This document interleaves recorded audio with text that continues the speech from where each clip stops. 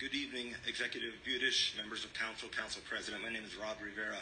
I had the chance to speak to you a couple weeks ago, and I thought tonight maybe I'd come with completely different remarks, yet here I sit, I guess, or stand to remind you that the arguments can yet again be summed up by fear and ignorance or hope and inclusion.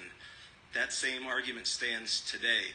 I've been moved by a lot of the speakers on both sides in the sense that the opposition, I don't think, is necessarily about hate, but it sure is about ignorance, and it sure is about fear.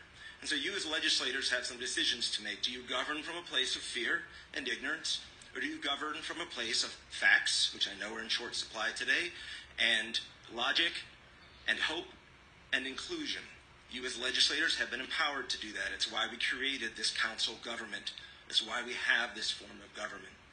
I'd also like to say that I come and speak to you as someone who comes from a place of hope. I am the son of a beautifully brown-skinned Puerto Rican man who married a beautifully fair-skinned Irish German-American woman back in 1958, when that would not fly in Trumbull County, Ohio. They raised 5 pretty darn good kids, one of whom grew up to be this guy, a proud, openly gay man, teacher, activist, concerned citizen, husband, brother, son, all of that stands before you. What you're doing here today in many ways has been done in hundreds of communities across the country before. So in that sense, this amendment, or this ordinance, isn't that remarkable, right? It's been done. And in fact, we sit here in a county where roughly 40% of the county is already covered by this ordinance.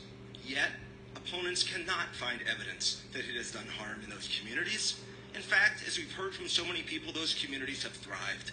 And I'll put myself out there as Exhibit A, because when I finished law school and lived in Columbus, I looked at where to move, and I looked at Cleveland Heights to move to Cleveland Heights, because Cleveland Heights had done the work, passed the ordinances, and sent me a message that I was welcome and valued. And now I want everyone in this county, all 1.1 million people, to feel that. And so I'll tell you again, this is your chance to be on the right side of history. And as any good gay man should do, I'll quote a musical.